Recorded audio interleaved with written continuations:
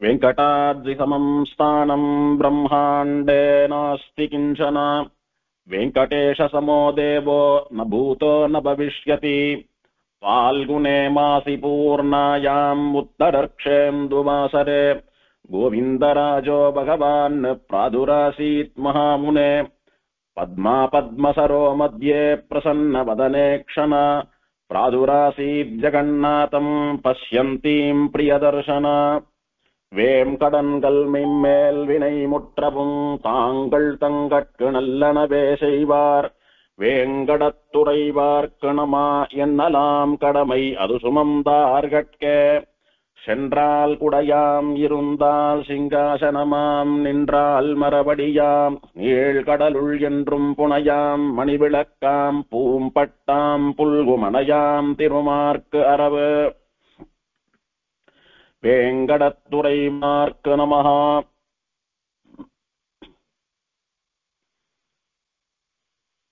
திருவண்ணந்தாழ்வானாலே கபில மகர்ஷிக்கு உபதேசம் பண்ணப்பட்டதான ஸ்ரீமத் வெங்கடேஷ அஷ்டோத்தர சதநாமாவளியிலே போன உபன்யாசத்திலே 74 மற்றும் 75வது நாமாக்களை அனுபவித்தோம்.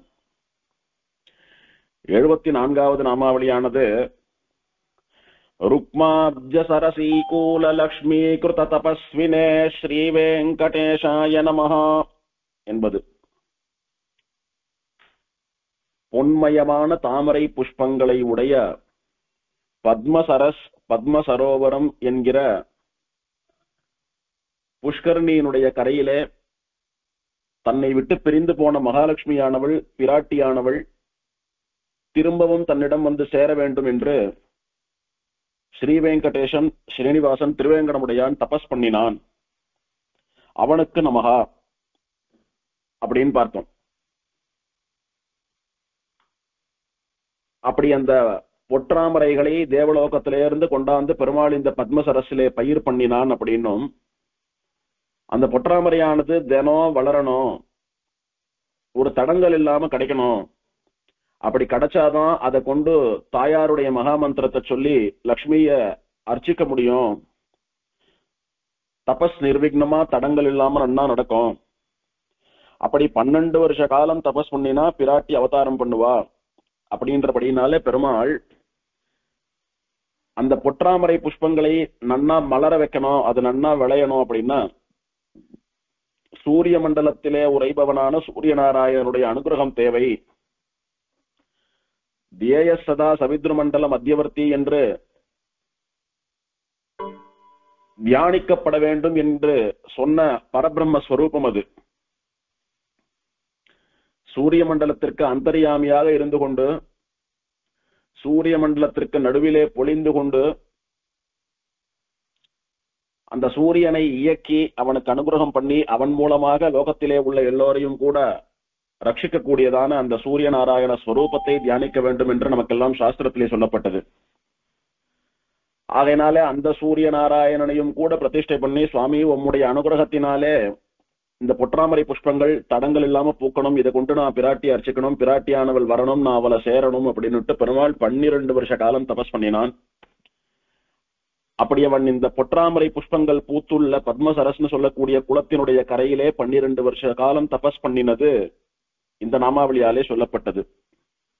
ருக்மாப்ஜ சரசீகூல லக்ஷ்மீ கிருத தபஸ்வினே ஸ்ரீ வெங்கடேஷாய நமஹ.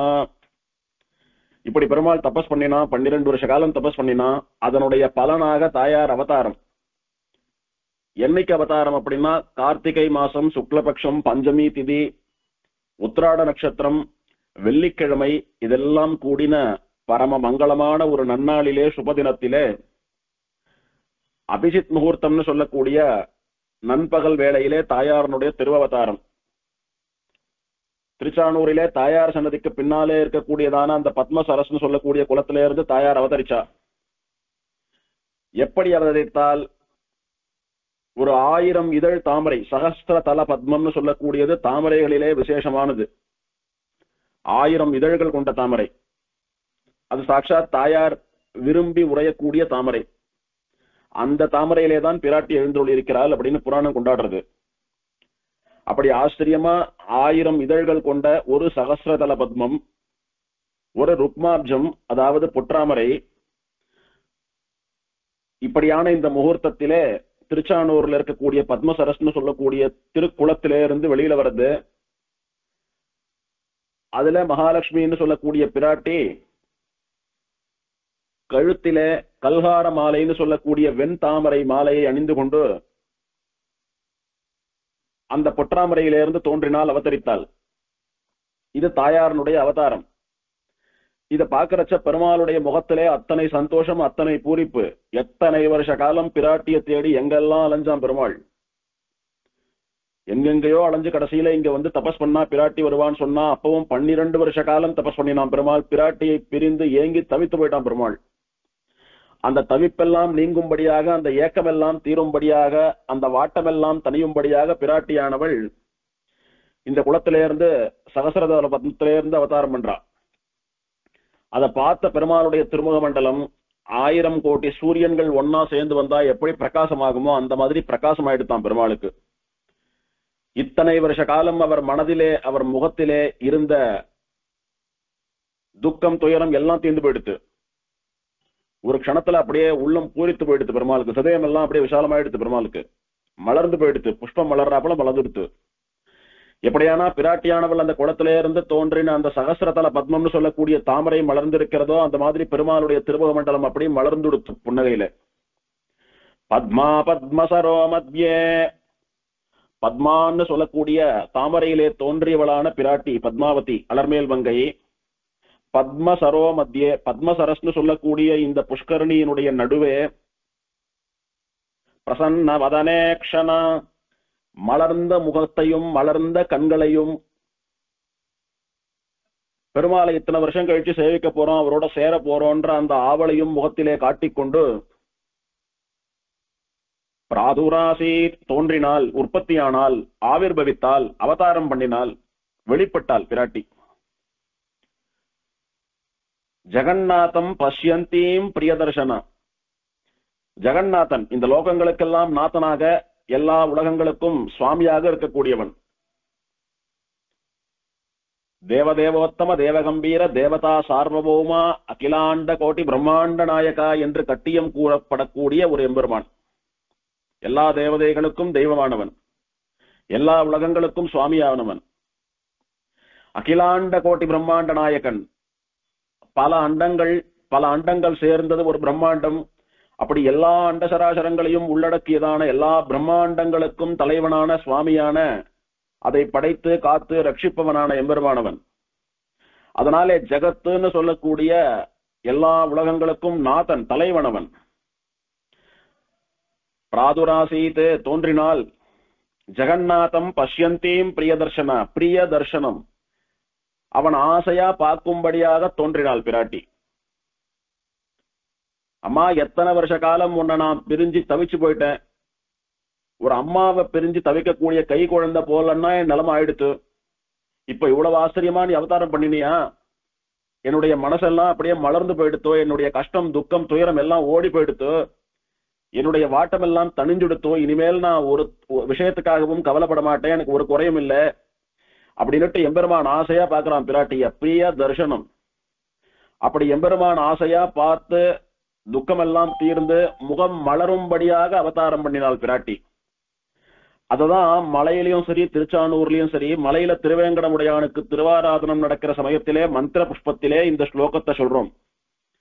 திருச்சானூர்ல தாயாருக்கு திருவாராதனம் நடக்கிற சமயத்துல கூட மந்திர புஷ்பத்துல இந்த ஸ்லோகத்தை சொல்றா.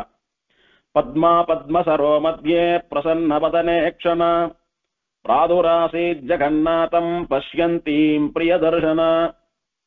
இப்படி எம்பெருமானுடைய திருமுக மண்டலத்திலே ஒரு ஆனந்தம், ஒரு மலர்ச்சி, ஒரு புன்னகை தோன்றும்படியாக பிராட்டி அவதரித்தாள். எப்படி அவதரித்தாள் அப்படின்னா, லசல்லக்ஷ்மீ கராம்போஜதத்த கல்ஹாரகஸ்ரஜே ஸ்ரீ வெங்கடேஷாய நமஹ என்கிற இந்த 75வது நாமாவளியாலே பிராட்டி எந்த வடிவத்தில் தோன்றினாள் அப்படின்னு சொல்லப்பட்டது. என்னைக்கு தோன்றினால், நாள், நட்சத்திரம், திதி, கிழமை, முகூர்த்தம் எல்லாம் சொல்லி எடுத்து எப்படி தோன்றினாள் அப்படின்னு இங்க சொல்லணும். லசத் லக்ஷ்மி கர அம்போஜ தத்த கல்ஹார கஸ்ரஜே அப்படின்னா, பிரகாசிக்கக்கூடிய, அப்படி ஜொலிக்கக்கூடிய வெண் தாமரை மாலை, கல்ஹார புஷ்ப மாலை, எந்த வெண்தாமரை மாலையை தன்னுடைய கழுத்திலே அணிந்து கொண்டு இந்த பத்மசரசிலிருந்து சகசிரதல பத்மத்திலிருந்து பிராட்டி தோன்றினாலோ அந்த மாலையை கையில கழட்டி வச்சுண்டா. பிராட்டி தன்னுடைய கழுத்துல இருக்கிற மாலையை கழட்டி கையில வச்சுண்டா.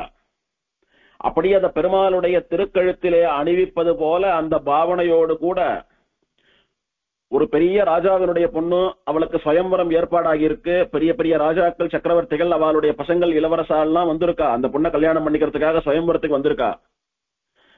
அம்மா, உனக்கு எந்த வரணம் ரொம்ப பிடிக்கிறதோ, யார் உன் மனசுக்கு ஏத்தவன்னு உனக்கு ஒரு திருப்தி வரதோ, ஒரு அபிமானம் வரதோ, அவன் கழுத்துல மாலையை போடுன்னு இந்த பொண்ணுடைய தோப்பனார் கையில மாலையை கொடுத்து அனுப்புறார்.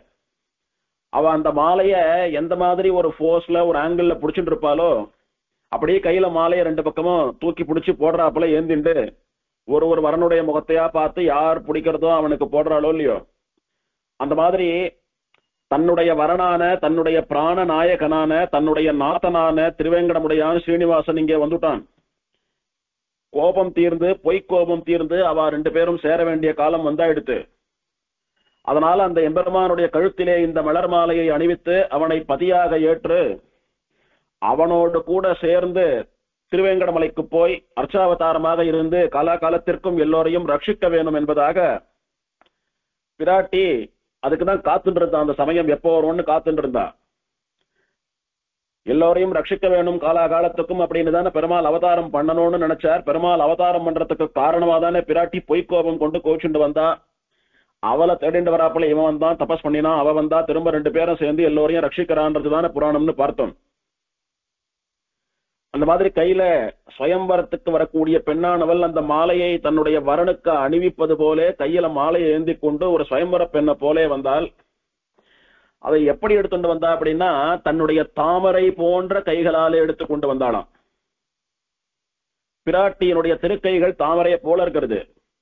இது பிராட்டிக்கு மட்டுமல்ல, எம்பெருமானுக்கு கூட இந்த லட்சணம் பொருந்தும்.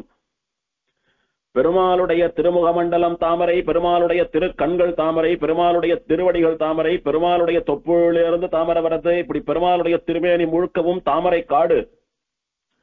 பெருமாள் திருமேனி முழுக்க ஒரே தாமரை மயம்தான். அந்த மாதிரிதான் பிராட்டியும் தாமரை மயமானவள். தாமரையிலே தோன்றினவளாக இருந்தாலும் கூட இவளுடைய திருமுகமண்டலமும் தாமரை, இவளுடைய கண்களும் தாமரை. யார் பரம்பொருள் அப்படின்னா தாமரை கண்களை உடையவனாக இருக்க வேண்டும் அப்படின்னு உபனிஷத் சொல்லி தோல்லியோ. தஸ்யதா கப்பியாசம் புண்டரீகம் ஏவ அக்ஷினி.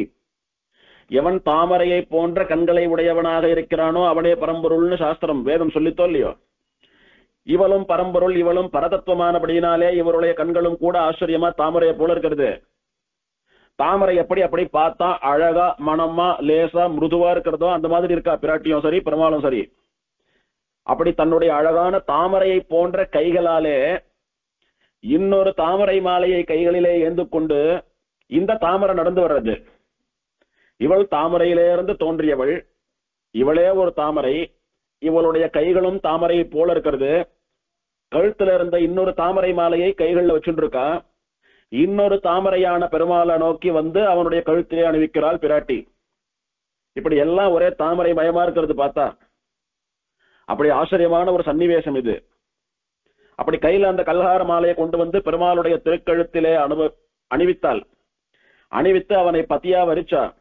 அப்ப பெருமாள் பிராட்டி, இத்தனை வருஷ காலம் என்ன விட்டுட்டு போயிட்டீங்களே, நான் தவிச்சு போயிட்டேனேன்னு சொன்ன போது பெருமாள் வருத்தப்பட்ட போது, இனிமேல் அந்த மாதிரி பண்ண மாட்டேன் சுவாமி, ஒரு க்ஷணம் கூட இனிமேல் உங்களை விட்டு போக மாட்டேன், அகலகில்லேன் இறையும், ஒரு க்ஷணம் கூட அப்படி கண்ணை திறந்து மூடுற அந்த கண்ணிமைக்கக்கூடிய நேரம் கூட உங்களை விட்டு புரிய மாட்டேன். இதோ இப்போதே கூட உங்களோடு சேர்ந்து நான் ஒன்னா வந்துடுறேன்.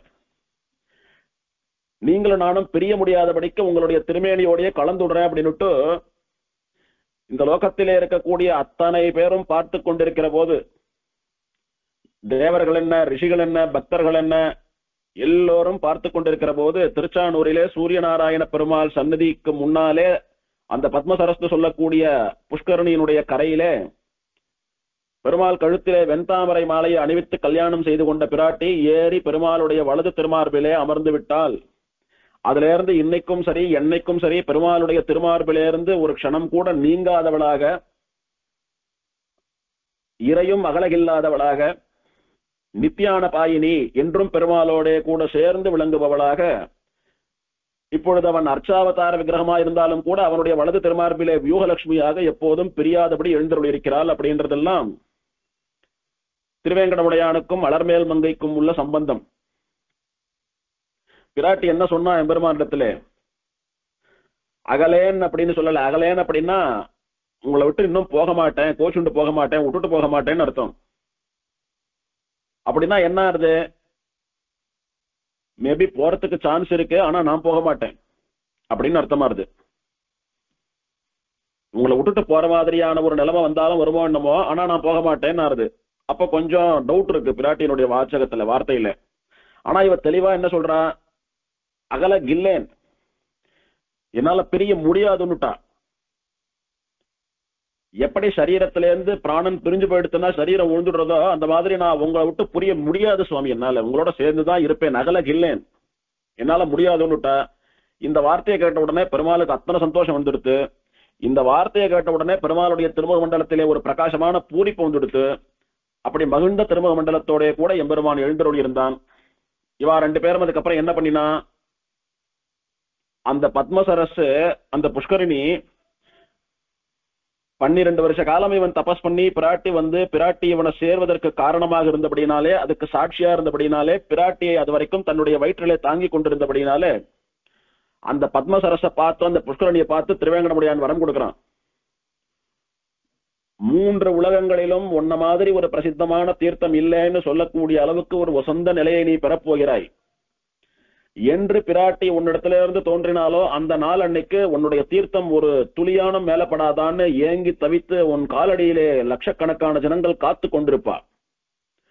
3 லோகத்திலே இருக்கக்கூடியவர்களும் காத்து கொண்டிருப்பார்கள், தவிப்பார்கள், ஏங்குவார்கள். அப்பேற்பட்ட ஒரு உத்தமமான ஸ்திதியை, ஒரு நிலையை நீ அடையப் போகிறாய்னு பெருமாள் வரம் கொடுத்தான் அவளுக்கு. பாத்மம் சரஸ் சமீக்ஷ்யாத வரம் தஸ்மை ததௌஹரி. அந்த பத்ம சரஸ்ன்னு சொல்லக்கூடிய புஷ்கரணிக்கு ஹரின்னு சொல்லக்கூடிய எம்பெருமான் வரம் கொடுத்தான். கொடுத்துட்டு இத்யுக்த்வா கருடேஷானமதிருஹ்யரமாசகஹ, கருடனை வரவழைத்து கருடனுக்கு மேலே பெருமாளும் பிராட்டியுமாக இருவரும் எழுந்தருளி போகிராஜகிரிம் கத்வா சுவாமி புஷ்கரிணி தட்டே, திருவனந்தாழ்வான் மலையாக சயனித்துக் கொண்டிருக்கக்கூடிய போகிராஜகிரின்னு சொல்லக்கூடிய இந்த திருமலையிலே சுவாமி புஷ்கரணியினுடைய கரையிலே ரமதே ரமயை காந்தே ரமணீயே ஸ்ரீயப்பதிஹி, பெருமாளும் பிராட்டியும் ஆச்சரியமா பிறர் கண்டு மகிழும்படியா ஆனந்தமாக கையை கோர்த்து கொண்டு உலாவி வருகிறார்கள். வரச்ச பெருமாள் தனி பிராட்டி தனி, இப்ப 2 பேரும் ஒன்னா சேர்ந்து போனா அதனால ஸ்ரீயப்பதின்னு காட்டி கொடுத்தார். இது பத்ம புராணத்திலே இருக்கக்கூடியதான விஷயம். தாயாருடைய அவதார ஸ்தலமான அலர்மேல் மங்காபுரம் என்கிற திருச்சானூரிலே இந்த பத்ம புராணம் தான் பிரமாணமா கடைபிடிக்கப்படுகிறது. கோவில்ல சில உற்சவ சமயங்கள்ல ஸ்தல புராணம் வாசிக்கிறதுன்ற வழக்கம் உண்டு. அந்த மாதிரி தாயார் சன்னதியில ஸ்தல புராணம் வாசிக்கிறதுன்றது இந்த பத்ம புராணத்தை தான் வாசிக்கிறா. அதன்படிதான் உற்சவங்கள் நடக்கிறது. அந்த மாதிரி தாயாருடைய அவதார தினம் இருக்கு பாருங்க, அதை நாமெல்லாம் தீர்த்தவாரி சக்கரஸ்நானம் எல்லாம் சொல்றோமோ இல்லையோ, ஆனா திருச்சானூரிலே தாயாருடைய சக்கரஸ்நானம் தீர்த்தவாரி அதற்கு விசேஷமா பஞ்சமி தீர்த்த உற்சவம்னு பெயர். கார்த்திகை சுக்ல பஞ்சமியிலே தாயார் இந்த புஷ்கரணியிலிருந்து அவதரிச்சபடியினாலே அன்று அந்த புஷ்கரணியிலே தாயார் சக்கரஸ்நானம்னு சொல்லக்கூடிய தீர்த்தவாரி கண்டருள்வதாலே பஞ்சமி தீர்த்த உற்சவம்னு பெயர் அதற்கு. இந்த பிரம்மோற்சவத்துக்கு கூட பத்மாவதி தாயார் கார்த்திகை பிரம்மோற்சவம்னு எழுதினாலும் கூட சொல்றச்ச பஞ்சமி தீர்த்த உற்சவம்னு தான் சொல்றது உண்டு. ஏன்னா இந்த பஞ்சமி தீர்த்த தன்னைக்கு தீர்த்தவாரி வரும்படியா கணக்கு பண்ணி தான் 9 நாள் உற்சவம் நடக்கிறது. இப்போது ஆச்சரியமா இந்த 3 லோகங்களும் பிரசித்தமா கொண்டாடக்கூடிய அனுபவிக்கக்கூடிய பஞ்சமி தீர்த்த உற்சவத்தினுடைய அனுபவம். பஞ்சமி தீர்த்தம் 9ஆம் நாள் வருகிற மாதிரி பிரம்மோற்சவம் தொடங்கும். நல்ல நாள் முகூர்த்தம் எல்லாம் பார்த்து தாயாருக்கு துவஜாரோகணம்னு சொல்லக்கூடிய கொடியேற்றம் நடக்கும். கார்த்தால சாயங்காலம்னு 2 வேளையிலையும் தாயார் ஒரு நாள் ஒரு வாகனத்திலே ஒரு வஸ்திரம் ஒரு விதமான ஆபரணங்களை சாத்திக் கொண்டு வேறு வேறு திருக்கோலத்திலே எழுந்தருள்வாள். அதை வர்ணிக்கிறச்ச ஆகமங்கள்லாம் ஒரு நாள் ஏறின வாகனம் மறுநாள் ஏறாமலும், ஒரு நாள் கண்ட திருக்கோலம் மறுநாள் காணாமலும், ஒரு நாள் சூட்டிய ஆபரணம் மறுநாள் சூடாமலும், ஒரு நாள் கண்டருளிய பக்ஷணம் பணியாரம் மறுநாள் கண்டருளாமலும், ஒரு நாள் கேட்ட பாசுரம் மறுநாள் கேட்காமலும், இப்படி ஆச்சரியமாக உற்சவம் கண்டருளினீர் அப்படின்னு எல்லா உற்சவங்கள்லயும் கொடி இறக்கிறச்ச அந்த பெருமாளிடத்துல அந்த தாயாரிடத்துல அர்ச்சக சுவாமியானவர் விஞ்ஞாபிப்பது வழக்கம். அதுக்கு பெருமாள் விடை சாதிக்கிறதுன்னு பெயர். முதல்ல கொடியேற்றத்துக்கு முன்னால பெருமாள் கொடியேற போறது, பிரம்மோற்சவம் நடக்க போறது, எல்லோரும் வந்து இருந்து இந்த உற்சவத்தை கண்டு கழித்து அனுபவிக்க வேணும் அப்படின்னு பெருமாள் கூப்பிடுவார் எல்லாரையும். ஆஹ்வானன் பெயர் அதற்கு. நித்தியசூரிகள்லாம் வாங்கோ, ஆழ்வார்கள்லாம் வாங்கோ, ஆச்சாரியாலாம் வாங்கோ, தேவர்கள்லாம் வாங்கோ, உள்ளூர் ஸ்ரீ வைஷ்ணவாள்லாம் வாங்கோ, பொதுமக்கள்லாம் வாங்கோன்னு பெருமாள் ஒருத்தரையா அட்ரஸ் பண்ணி கூப்பிடுவார். எனக்கு உற்சவம் நடக்கிறது, நீங்கள்லாம் பார்த்து சந்தோஷப்படணும், நீங்கள்லாம் கலந்துண்டு அனுபவிக்கணும்னு தான் நான் உற்சவம் பண்ணிக்கிறேன், எல்லாரும் வாங்கோன்னு கூப்பிடுவார். அப்படி பெருமாளுடைய வாக்கை ஏற்று எல்லோரும் வரதா ஐதீகம். சில பேர் வரா, சில பேர் முடியலன்னாலும் எல்லோரும் வரதா ஐதீகம். அதே மாதிரி உற்சவம் முடிந்து கொடி இறக்குற சமயத்துல பெருமாள் விடை சாதித்தல்னு பேரு. பெருமாளுடைய வாக்கை சிறமேற்கொண்டு கடைபிடித்து யாரெல்லாம் வந்தாலும் அவள்லாம் நல்லபடியா நீங்க உற்சவத்தை நடத்தி கொடுத்தீங்க, எனக்கு ரொம்ப சந்தோஷம், அவாவா போய் அவாவாளுடைய காரியத்தை பாருங்கன்னு பெருமாள் எல்லோரையும் ஆசீர்வாதம் பண்ணி எல்லோருக்கும் விடை கொடுப்பது. போயிட்டு வாங்கன்னு சொல்லி அனுப்பி வைக்கிறது எல்லோரையும். அதற்கு பெருமாள் விடை சாதித்தல்னு பெயர். அதிலே அனந்தகருட விஸ்வக்சேனாதிகளுக்கு விடை அர்ச்சகர் பிரார்த்திப்பர். உற்சவத்துக்கு எழுந்தருளி இருந்த எல்லோருக்கும் எம்பெருமான் விடை சாதித்தருள வேணும் அப்படின்னு ஒரு சுவாமி பிரார்த்திப்பர். அப்ப அர்ச்சகர் பெருமாளுடைய ஸ்தானத்தில இருந்து தாயாருடைய ஸ்தானத்தில இருந்து அவர் வாசிப்பர். பெருமாள் விடை சாதித்தருளுவதுன்னு பெருமாள் எல்லாரும் போயிட்டு வாங்கன்னு ஆசீர்வாதம் பண்ணி நல்ல வார்த்தை சொல்லி ஆத்துக்கு அனுப்பி வைக்கிறது எல்லோரையும். அனந்தகருட விஸ்வக்சேனாதி நித்திய சூரிகளுக்கு விடை. வைகுண்டத்துல இருந்து வந்த நித்திய சூரிகள்லாம் நல்லபடியா உற்சவத்தை நடத்தி கொடுத்தீங்க, எல்லாம் அவாவா ஸ்தானத்துக்கு போயிட்டு வாங்கோன்னு அனுகிரகம் அவளுக்கு. ரிஷிகளுக்கெல்லாம் விடை, தேவர்களுக்கெல்லாம் விடை, ஸ்ரீ வைஷ்ணவர்களுக்கெல்லாம் விடை, பொதுமக்களுக்கு விடைன்னு எல்லாருக்கும் விடை கொடுத்து அனுப்புவார் பெருமாள். அப்படி எல்லாரும் பெருமாள் விடை கொடுக்க பெருமாள் கடைசியா 10 நாள் கழிச்சு கர்ப்பகிரகம்னு சொல்லக்கூடிய மூலஸ்தானத்துக்கு எழுந்துள்ளிடுவார். முதல் நாள் கொடி ஏத்திட்டாரானா அதோட பெருமாள் பிரம்மோற்சவம் முடிஞ்சு கொடி இறக்கிட்டு தான் உள்ள போவார். அது வரைக்கும் கண்ணாடி அறையில் எழுந்துள்ளிருப்பார் பெருமாள். அப்படி பெருமாள் கர்ப்பகிரகத்துக்கு போய் அந்த கேடைன்னு சொல்லக்கூடிய தோளுக்கிணியான்ல இருந்து இறங்கி ஆஸ்தானத்துக்கு எழுடுவார். அதுக்கப்புறம் பெருமாளுக்கு தலிகம் செய்யாகி சயனமாகும். அதை சேவிச்சுட்டு தான் பக்தாள்லாம் அங்க இருந்து நகர்றதுன்றது வழக்கம் இன்னைக்கும். அந்த மாதிரி தாயாருக்கு விடை சாதித்தருளுகிற இந்த பிரகரணத்திலே கூட இந்த பத்ம புராணத்தை தான் வாசிக்கிறார். அப்படி ஆச்சரியமான ஒரு உற்சவம் இது. அப்படி கொடியே திறச்ச எல்லோருக்கும் தாயார் ஆஹ்வானம் பண்ணி எல்லோரும் வாங்கோ என்னுடைய குழந்தைகளா, எல்லோரும் வாங்கோ, 10 நாள் திருச்சானூர்ல இருந்து என்னுடைய உற்சவத்தை எல்லாம் அனுபவிங்கோன்னு தாயார் ஆஹ்வானம் பண்றா. அப்படி ஆச்சரியமா வர்ணித்தது போல, ஆகமம் வர்ணித்தது போல கார்த்தால ஒரு வாகனம், சாயங்காலம் ஒரு வாகனம். கார்த்தால வந்த வாகனத்துல சாயங்காலம் வரமாட்டா. ஒரு நாள் வாகனம் மறுநாள் ரிப்பீட் ஆகாது. ஒரு வேலையும் ஒரு வாகனம். அதற்கு வேற வேற திருக்கோலங்கள். எல்லா வாகனத்திலையும் ஒரே மாதிரி எழுந்துருவான்றது இல்ல. ஒரு வாகனத்துக்கு ஒரு திருக்கோலம். அந்த மாதிரி ஒரு நாள் ஏறின வாகனம் மறுநாள் ஏறாமலும், ஒரு நாள் சாற்றி கொண்ட திருக்கோலம் மறுநாள் சாற்றி கொள்ளாமலும். தாயார் சில வாகனங்கள்ல தாயாராவே எழுந்துருவா, சில வாகனங்கள்ல பெருமாளா எழுந்துருவா. நன்னா போட்டோவை சேவித்தா இல்ல நேர வரைச்ச சேவித்தா டிவியை சேவித்தா தெரியும். உதாரணமா ஒரு பல்லக்கு உற்சவம் அப்படின்னா பல்லக்குன்றது பெண் எழுந்தருளக்கூடியதான ஒரு வாகனம். ஒரு ராஜகுமாரியோ, ஒரு அரசியோ, ஒரு ஆச்சாரிய பத்னியோ, ஒரு ராஜமாதாவோ, அந்த மாதிரி ஒரு நல்ல அந்தஸ்தில் இருக்கக்கூடிய பெண்கள் பவனி வரக்கூடிய வாகனம் அது பல்லக்குன்றது. அதனால தாயார் அதுல பெண்ணாகவே எழுந்தருள்வாள். அப்ப தாயார சேவித்தா பெருசா வித்தியாசம் தெரியாது. மற்ற நாள்களை விட விசேஷமா திருவாபரணம் சாத்தின்னு இருப்பா, வசந்த புடவை சாத்தின்னு இருப்பா, அவ்வளவுதானே தவிர பொதுவா நம்ம எல்லா புறப்பாட்டிலையும் தாயார் எப்படி சேவிக்கிறோமோ அப்படிதான் இருப்பா தாயார். சில உற்சவங்கள்ல புருஷநாட்டமா எழுந்தருள்வா தாயார். உதாரணமாக ஹனுமந்த வாகனம், அதுல ராமர் திருக்கோலம் சாத்திக்கிறா. கையில வில்லும் அம்பும் ஏந்திண்டு அமர்ந்த திருக்கோலத்துல இருக்கக்கூடிய தாயார் ராமன் வில்லையும் அம்பையும் ஏந்திண்டு நின்று இருப்பானோ இல்லையா, அதனால நின்ற திருக்கோலத்துல சேவை சாதிப்பா. அன்னைக்கு தாயாருடைய திருமுக மண்டலத்திலே ஸ்திரீகள் தரித்துக் கொள்ளக்கூடிய திலக்கம் இருக்காது, புருஷாயிட்டுக்கிற மாதிரியான திலக்கம் இருக்கும். அன்னைக்கு தாயாருடைய திருச்செவிகள்னு சொல்லக்கூடிய காதுகள்ல குண்டலம் இருக்காது, தோடு இருக்காது. புருஷா தோடு போட்டு போலான்னா தோடு இருக்காது. தாயாருடைய மூக்குல மூக்குத்தி சாத்த மாட்டா. அப்படி தாயாருடைய திருமுக மண்டலத்தை உற்று சேவித்தோமானா ஹனுமந்த வாகனத்திலே ராமனாவே மாறிடுவா தாயார். அந்த மாதிரி இந்த கார்த்திகை பிரம்மோற்சவத்திலே, இந்த பஞ்சமி தீர்த்த உற்சவத்திலே வெண்ணைத்தாழி கண்ணன் திருக்கோலம், சந்திரபிரபை அன்னைக்கு வெண்ணைத்தாழி கண்ணன் திருக்கோலம் தாயாருக்கு. அதுல அசல் கண்ணனாவே மாறிவிட்டா தாயார். மத்த எல்லா உற்சவங்கள்ல தாயார சேவித்தது ஒரு பக்கம் வச்சுண்டு, அந்த வெண்ணத்தாழி கண்ணன் திருக்கோலத்துல தாயார் எழுந்தருளி இருந்த உற்சவத்தை இன்னொரு பக்கம் வச்சுட்டு பார்த்தா, என்னதான் தாயார் திருக்கோலம்னு சொல்லக்கூடிய வேஷத்தை மாத்தி மாத்தி போட்டுண்டாலும் கூட உத்து பார்த்தோம்னா தாயார் முகம் தெரியறது. இதுதான் நம்ம தாயார், திருச்சானூர் தாயார் தெரியும். இந்த வெண்ணத்தாழி கண்ணன் திருக்கோலத்துல அசல் கண்ணனாவே மாறிவிட்டா தாயார்.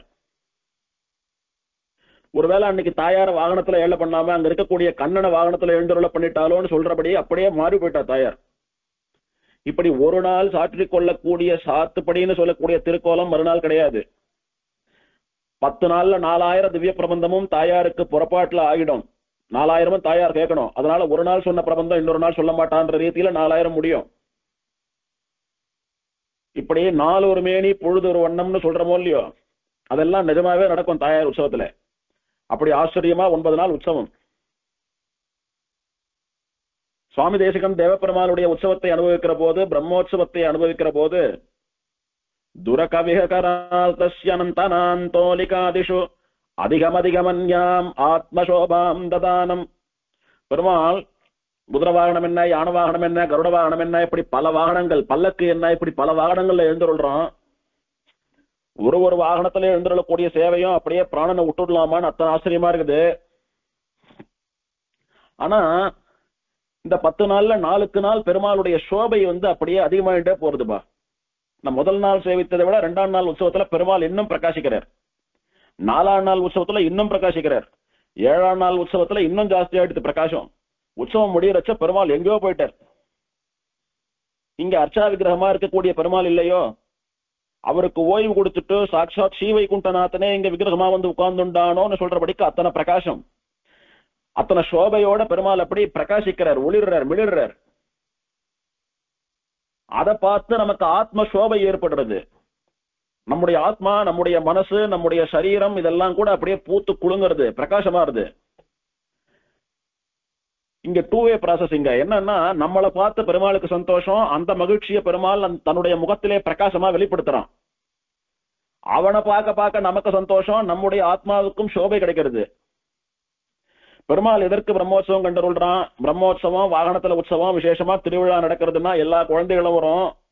எல்லா குழந்தைகளையும் ஒரே சமயத்துல பார்க்கக்கூடிய ஒரு சந்தோஷம் கிடைக்கும்னு ஒரு அம்மா வாட்டமா வரான் பெருமாள். நாம என்ன பண்றோம்? வருஷத்துல 10 நாள் தான் பெருமாளை இந்த மாதிரி வாகனங்கள்ல, இந்த மாதிரி திருக்கோலங்கள்ல சேர்க்க முடியும். இதை விட்டா பெருமாள் அப்படி அனுபவிக்க முடியாது. கார்த்தால ஒரு கோலம், சாயங்காலம் ஒரு கோலம், கார்த்தால வேற பெருமாளோ இப்ப வேற பெருமாளோன்னு சொல்றபடி அப்படியே மாறி போயிட்டானே அவன். அந்த அனுபவத்துக்காக அப்படியே அவன் திருவடியில காத்துட்டு இருக்கிறோம் ஒரு 10 நாள். என்னதான் 2 மணி நேரம் 3 மணி நேரம் பெருமாளுடைய சுத்தினாலும் கூட, வாகன மண்டபத்துல பெருமாள் இறங்கி தர போடுற வரைக்கும் இன்னும் ஒரு 2 நிமிஷத்துல தர போட்டுருவா, இன்னும் 1 நிமிஷத்துல தர போட்டுருவா, இன்னும் ஒரு 10 செகண்ட் தான், இதோட அடுத்த வருஷம் தான் இந்த சேவன் அப்படியே மனசு தவிக்கிறது. நாள் ஆக ஆக, குறிப்பா பெருமாள் வாகன மண்டபத்துக்கு இறங்கிட்டாரானா, ஐயோ தர போட்டுருவாளேன்னு மனசு பதறது. இதோட அடுத்த வருஷம் தானே சேவிக்க முடியும், எப்படி இருந்தார் பெருமாள், விட்டுட்டோமே, தர போட்டாலே இவ்வளவு சீக்கிரம் ஆயிடுத்தேன்னு ஒரு வருத்தம் இருக்கும்.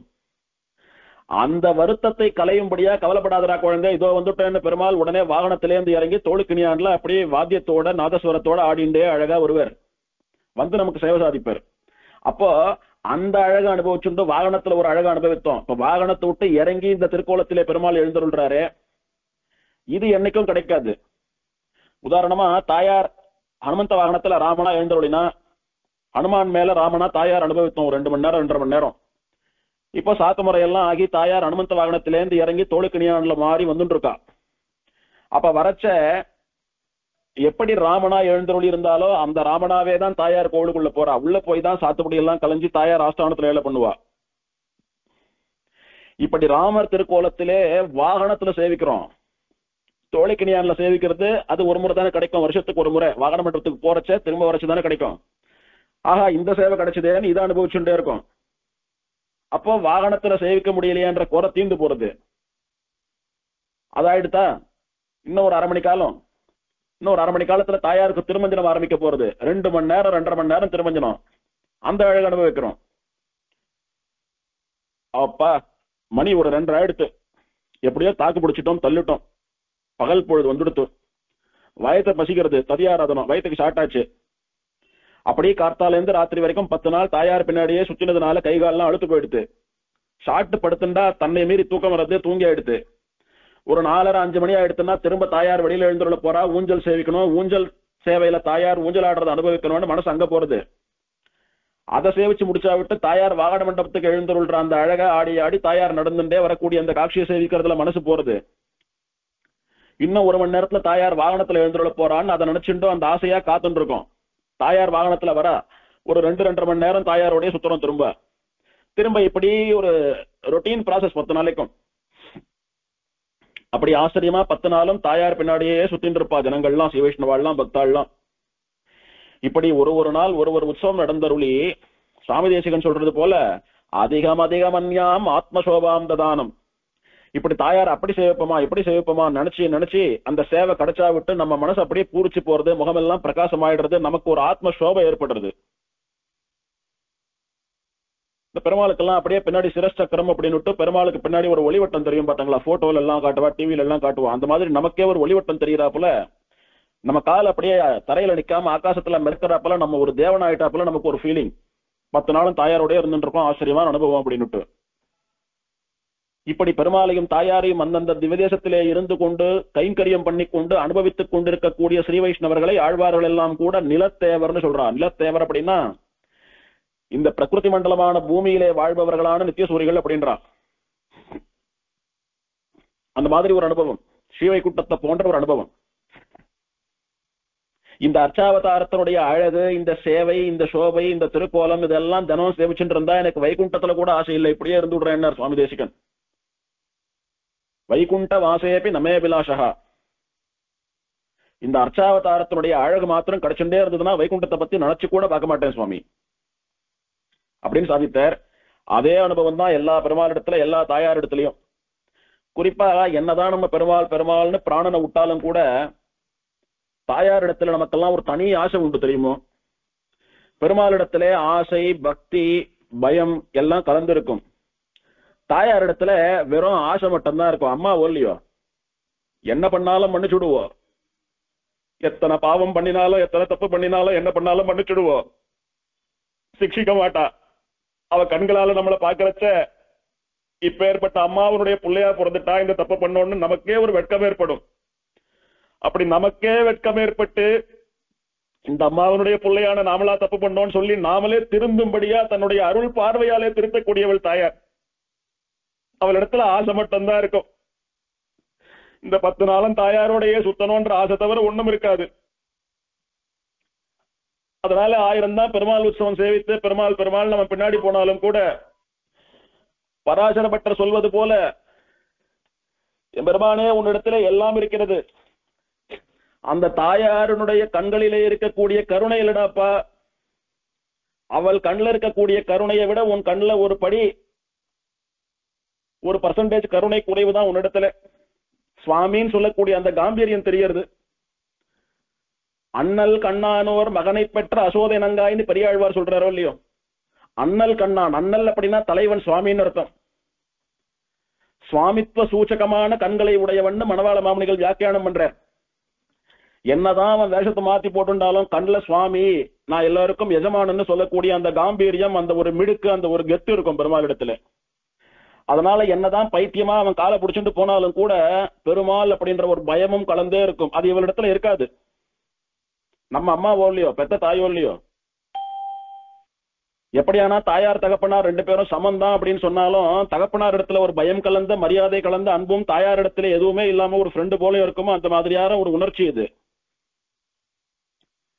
அப்படி ஒரு நாளும் தாயாரோடய இருந்துட்டு இருக்கோம். ஒரு பக்கம் வெவ்வேறு திருக்கூலங்கள்ல தாயார வெவ்வேறு வாகனங்கள்ல சேவிக்கக்கூடியதான அந்த அனுபவம் ஏற்பட்டாலும் கூட, இன்னொரு பக்கம் அடி மனசுலே தாயார் இல்லாம இருக்கக்கூடிய சமயம், அதாவது படுத்துக்கிற சமயம், அப்படியே வண்டியில போயிட்டு இருக்கிறச்ச அந்த மாதிரி சமயத்துல எல்லாம் உற்சவம் முடிஞ்சு போயிட போறதே, 5 நாளா எடுத்து 6 நாளா எடுத்து 7 நாளா எடுத்து இன்னும் 2 நாள்ல முடிஞ்சிடும், இதோட அடுத்த வருஷம் தானே இந்த உற்சவம்னு அந்த தவிப்பு, அந்த ஏக்கமும் வர ஆரம்பிச்சிடும். வெளியில சிரிக்கிறாப்புல இருந்தாலும் மனசுக்குள்ள ஒரு கஷ்டம் இருக்கும். அப்படி எல்லா உற்சவங்களையும் சேவிச்சுட்டு வரச்ச 8ஆம் நாள் அன்னைக்கு ராத்திரி தாயாருக்கு குதிரை வாகனம். அதுதான் தாயாருடைய கடைசி வாகனம். அதுக்கு மேல வாகன புறப்பாடு கிடையாது தாயாருக்கு. 8ஆம் நாள் ராத்திரி தான் தாயாருக்கு கடைசி வாகனம். மறுநாள் கார்த்தால தாயார் பல்லக்கு தோழிக்கினியான் அதுலதான் எழுவா. வாகனத்துல ஏறமாட்டா. மிருகம்னு சொல்லக்கூடிய ஜந்துக்களின் மேலே தாயார் வரமாட்டா. ஜந்துவோ பக்ஷியோ அந்த வாகனத்து மேல தாயார் வரமாட்டா. உற்சவம் முடிஞ்சு போயிட்டுன்னு அர்த்தம் கிட்டத்தட்ட. அதோட வாகன சேவை அவ்வளவுதான். அதனால இதோட வாகனத்துல தாயார் என்னைக்கு சேவை சாதிக்க போறா? அடுத்த மாசம் உத்திராட தன்னைக்கு யான வாகனத்திலேயோ இல்ல ரதசப்தமி அன்னைக்கு 7 வாகனத்திலேயோ இல்ல அடுத்த பிரம்மோற்சவத்துக்கோ தான் சேவை சாதிக்க போறா. ஆகையினால தாயார் ஆச்சரியமா இந்த கருட வாகனத்திலே இந்த குதிரை வாகனத்திலே சேவிக்கணும்னு நன்னா ஆச்சரியமா ரசிச்சு சேவிச்சுட்டு இருக்கோம். அன்னைக்கு சாயங்காலம் வந்துடுத்துனாவே திருச்சானூர்ல ஒரு பரபரப்பு ஒரு கெடுபடி வர ஆரம்பிச்சிடும். அன்னைக்கு சாதாரணமா வண்டி எடுத்துட்டு தாயார் சன்னதி கிட்டக்கெல்லாம் வந்துட முடியாது. வெளியில இருந்து திருச்சானூருக்குள்ள வரக்கூடிய என்னென்ன வழிகள்லாம் உண்டோ அந்த வழியில எல்லாம் ஒரு கிலோமீட்டர் தூரத்துல போலீஸ்காரால நிக்க வச்சுட்டு அந்த 1 கிலோமீட்டர் தள்ளி வாகனங்கள்லாம் வரக்கூடாது, இறங்கி நடந்துதான் வரணும்ன்ற அளவுக்கு ஒரு கெடுபடி வந்துடும். அப்படி பண்றச்சே ஜனங்கள் லட்சக்கணக்கில் சேர்ந்து போயிடுவா. தாயார ராத்திரி குதிரை வாகனத்துல சேவிக்கிறோம். கடைசி வாகன உற்சவம்னு நன்னா அனுபவிச்சு சேவிச்சுட்டு வரோம். தாயார் வாகன மண்டபத்துல இறங்கிட்டா. வேத சாத்துமறை யாருது. குதிரை வாகனத்துல இருந்து இறங்கி தோளுக்கினியான்ல சன்னதிக்கு போயிட்டா. திருக்காப்பாத்து கற்பூர ஆரத்தி பண்ணிட்டா. கடகாரத்தி கும்பாரத்தின்னு சொல்லக்கூடிய ஆரத்தியா எடுத்து தாயார் உள்ள போயிட்டா. இதுக்கப்புறம் ஸ்ரீ வைஷ்ணவாளுடைய நிலைமை எப்படின்னா ரொம்ப பரபரப்பாயிடும். எடுத்தேன் பார் ஓட்டோன்னு சொல்றாளோ இல்லையா அந்த மாதிரி உடனே ஓட ஆரம்பிப்பா. ஏன் அப்படின்னா கிட்டத்தட்ட தாயார் இந்த மாதிரி வாகனத்துல இருந்து இறங்கி கடகாரத்தி ஆகி கோவிலுக்குள்ள நுழைஞ்சுடுறா பாருங்கோ. அதுக்கு ஒரு 10:30 10:45 வரைக்கும் ஆயிடும். எப்படியும் பேர் 7 to 9 வரைக்கும் ராத்திரி உற்சவம்னு பேரு. ஆனா தாயார் உள்ளே எழுறதுக்கு ஒரு 10:30 10:45 ஆயிடும். கடைசி உற்சவம்ன்றதுனால இன்னும் லேட் ஆகும். 10:30 ஆயிடும் 10:45 ஆயிடும். அதுக்கு மேல அவ சாப்பிடணும். மடத்துக்கு போய் சாப்பிடணும். சில பேர் உற்சவத்துக்கு முன்னாடி சாப்பிட்டுருப்பா, சில பேர் பின்னாடி சாப்பிடுவா. எத்தியோன்னு வயத்துக்கு போட்டுக்கணும் ஆகாரத்தை. 11 மணிக்கு திருச்சானூர்ல இருந்து கிளம்பினா கூட 12 மணிக்குள்ள மலை ஏறிடணும். ராத்திரி 12 மணிக்கு மலை ஏறக்கூடிய டோல்கேட்ல கேட்டை சாத்தினானா பின்னால 3 மணிக்கு தான் திறப்பான். ராத்திரி 12ல இருந்து 3 வரைக்கும் காட் ரோடு க்ளோஸ் பண்ணிருக்கோம். வண்டி எல்லாம் போக முடியாது, மனுஷா எல்லாம் போக முடியாது, பஸ் எல்லாம் போக முடியாது. இந்த இன்பிட்வீன் டைம்ல போயிட்டா ரோட்ல அப்படியே அணிவகுத்து நிக்கணும். வண்டிகள்லாம் 3 மணிக்கு திறக்கறச்சுதான் ஒன்னொன்னா உள்ள போகும். அதனால எப்படியாவது மலை ஏறிடணும்னு ஸ்ரீ வைஷ்ணவாலாம் காத்துட்டு இருந்து தலை தெறிக்க ஓடி மலை ஏறிடுவா. ராத்திரி மலை ஏறி மேல கிடைச்ச ஆசிரமத்துல மடத்துல எங்க கிடைக்கிறதோ அங்க படுத்துருவா. பின்னால ரொம்ப சீக்கிரம் எழுந்துக்கணும். படுக்கிறதுன்றதுக்கே ஒண்ணு பிரசக்தி இல்ல. படுத்துக்கலாம், தூங்க முடியாது. கார்த்தால இருந்து அலைச்சல் அப்படியே மூச்சு வாங்க மூச்சு அரைக்க ஓடி வந்த மேன்னுட்டு ஒரு 1/2 மணி 1 மணி அப்படியே பிளாட்டா உடம்ப கீழே போட்டு படுத்துக்கலாமே தவிர தூங்க முடியாது, தூக்கம் வராது. ஒரு 1/2 மணி 1 மணில எல்லாம் பெருமாளுடைய திருவாராதனை ஆரம்பிச்சிடும். திருவேங்கடமுடியானுக்கு பல வருஷம் தன்னை பிரிந்திருந்த பிராட்டி இன்று அவதாரம் பண்ணி தன்னிடத்திலே சேர்ந்த நாளானபடியினாலே அது பிராட்டியினுடைய பிறந்த நாள். அவளுடைய ஜன்ம நட்சத்திரம் திருநட்சத்திரம் ஜெயந்தி. பிராட்டியும் அவனும் சேர்ந்த நாள். பிராட்டியும் அவனும் சேர்ந்து மலைக்கு வந்த நாள். இப்படி பல உற்சவமா கொண்டாடுறாங்க பெருமாளும் பிராட்டியும். அதனால என்னைக்கு பிராட்டியினுடைய பிறந்த நாள் வரும், பஞ்சமி தீர்த்தம் வரும், பெருமாள் காத்துன்னு இருக்கான் வருஷம் எல்லாம் கூட. அன்னைக்கு விசேஷமா என்ன ஆகும்னா, இங்க திருச்சானூர்ல நாம எல்லாம் குதிரை வாகனத்துல தாயார் அனுபவிச்சுட்டு இருக்கிறச்ச அங்க ராத்திரி பெருமாள் சயனிச்சு கொள்ளக்கூடிய சமயம் வந்துடும். பொதுவா பெருமாள் தினம் ராத்திரி 1:30 மணிக்கு படுத்துக்கிறான்னு வச்சுக்கோங்க. அன்னைக்கு ரொம்ப சீக்கிரமே படுத்துருவான். நாளைக்கு என்னுடைய பத்னிக்கு என்னுடைய ஆமடியாளுக்கு பிறந்த நாள், நான் அவளோட போய் இருக்கணும், அவளுக்கு நிறைய பரிசெல்லாம் வாங்கி வச்சிருக்கேன், அதெல்லாம் கொண்டு போகணும். அதனால பக்தாலே இன்னைக்கு கொஞ்ச நேரம் என்ன சீக்கிரமா விட்டுடுங்கன்னு சொல்றாப்புல பெருமாள் ஒரு 10 10:30 மணிக்கெல்லாம் பப்ளிக் தரிசனம் பொதுமக்களுடைய தரிசனத்தை நிறுத்திடுவா. கூடிய சீக்கிரம் பெருமாள் என்ன பண்ணுவான், பிராட்டி இங்க உள்ள போய் திருச்சானூர்ல இவ கண்ணாடி அறைக்கு போய் சயனிச்சுக்கிறதுக்குள்ள பெருமாள் அங்க சயனிச்சுட்டுருவான். ஏன்னா பிராட்டி இங்கேயே இருக்கா. கார்த்தால 5 மணிக்கு எழுந்துட்டா கூட போறோம், தீர்த்தமாடிட்டு கிளம்பிடுவான். அவன் மலையில இருந்து இறங்கி அவ்வளவு பொருள்களையும் தலையில சுமந்துண்டு மலை இறங்கி வரணுமோ இல்லையோ, அதனால சீக்கிரம் படுத்துட்டாதான் கார்த்தால சீக்கிரம் எழுந்துக்க முடியும்னு பெருமாள் ஒரு 10 மணிக்கெல்லாம் சேவை கிடையாதுன்னுடுவான். அன்னைக்கு ஒரு 10:15 10:30 பெருமாளுக்கு ஏகாந்த சேவை ஆயிடும். ஏகாந்த சேவைன்னு சொல்லக்கூடியது பெருமாள் சயனித்துக் கொள்ளக்கூடிய சயன சேவை. அந்த சமயத்துல பெருமாளுக்கு ஆச்சரியமா குழம்பு பால் அம்சம் பண்ணுவா. நல்ல கறந்த பசும்பால சுண்ட காய்ச்சி, ஜலமே குத்தாம சுண்ட காய்ச்சி, அதுல நாட்டு சர்க்கரை, ஏலக்காய், பாதாம் பருப்பு, முந்திரி பருப்பு இதெல்லாம் நுணுக்கி போட்டு குங்குமப்பூவையும் போட்டு நன்னா அப்படியே காய்ச்சுவா. அப்படியே திக்கா ஒரு பாயசம் போல வரும், குழம்பு பால்னு பெயர் இதற்கு. அத ஒரு பெரிய வெள்ளி சொம்புல எடுத்துட்டு வருவா. வெத்தலை பாத்து தாம்பூலம், நல்ல சந்தன மரத்தை இழைச்சி குழைச்ச சந்தனம் பரிமளம், சந்தனமும் குங்குமப்பூவும் பச்சை கற்பூரமும் சேர்ந்த பரிமளம், இதையெல்லாம் பெருமாள் இடத்துல கொண்டு போவா. பெருமாள் திருமேனியில சந்தனத்தை பூசிப்பான்.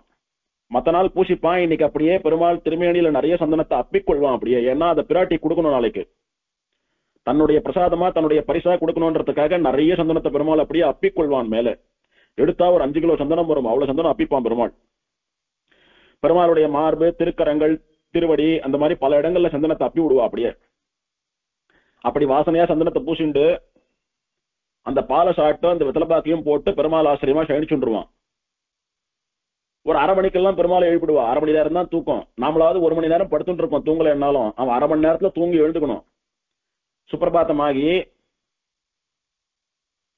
போக ஸ்ரீனிவாசன் சொல்லக்கூடிய செல்வர் நித்யோத்சவ மூர்த்திக்கு திருமஞ்சனம், ஆகாசகங்கா தீர்த்தம் அதுக்குள்ள வந்துடும். திருமஞ்சனம் ஆனோம் ஆகிட்டு இப்போ 2 கேஸ். ஒண்ணு, இந்த பஞ்சமி தீர்த்த உற்சவம் வெள்ளிக்கிழமையில வந்தா ஒரு விதம், வெள்ளிக்கிழமையில வராம வேற கிழமையில வந்தா இன்னொரு விதம்.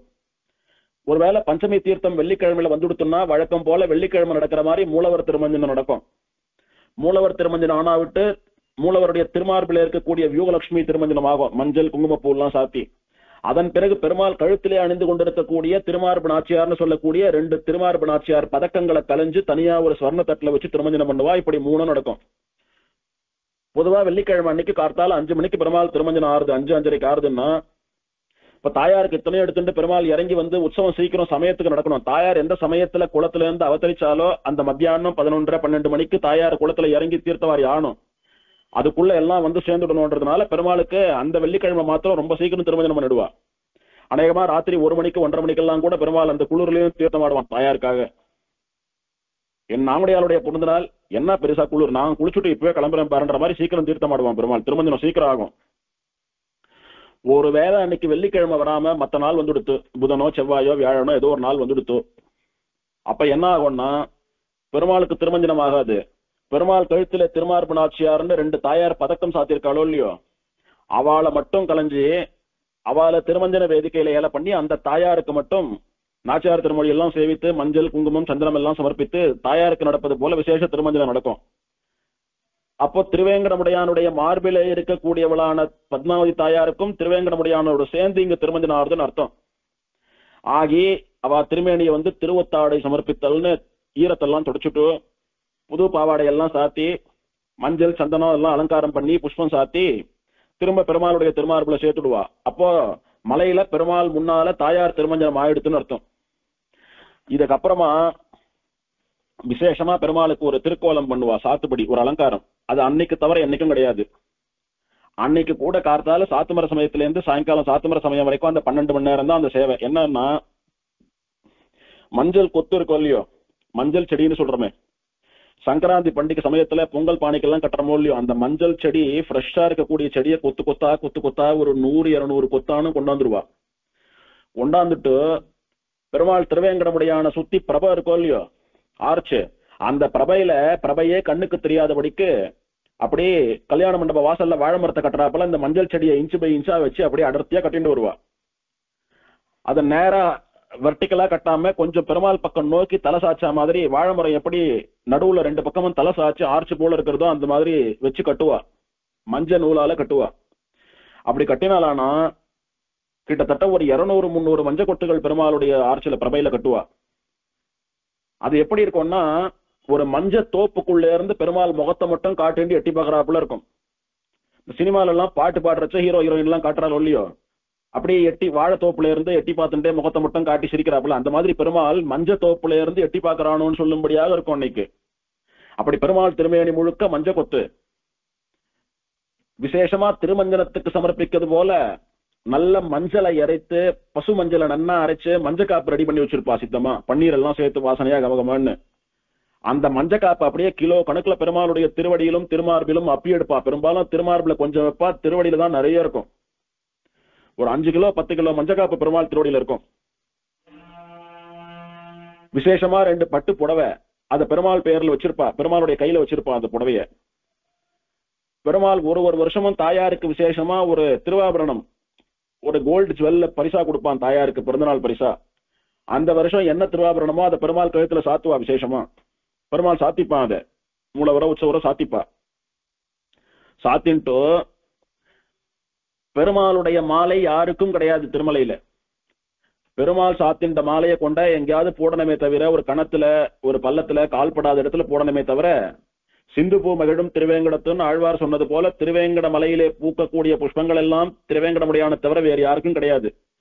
இத பல இடங்கள்ல எழுதி வச்சிருப்பா, மைக்லயே அனௌன்ஸ் பண்ணிட்டே இருப்பா. டூஸ் அண்ட் டோன்ட்ஸ் இன் திருமலால, don't wear flowers in Tirumala, don't pluck flowers in Tirumala.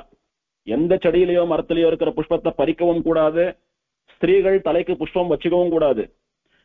சில பேர் வயிற்று பழப்புக்காக பூ கட்டி விற்கிறவா அங்கங்க வித்துட்டு இருப்பா. எங்கெல்லாம் ஃபேமிலியா ரூம்ல தங்குறாலோ அந்த கெஸ்ட் ஹவுஸ்ல எல்லாம் போய் இல்லாதப்பட்டவா புஷ்பம் வித்து பொழைக்கிறவா பூ வித்துட்டு இருப்பா.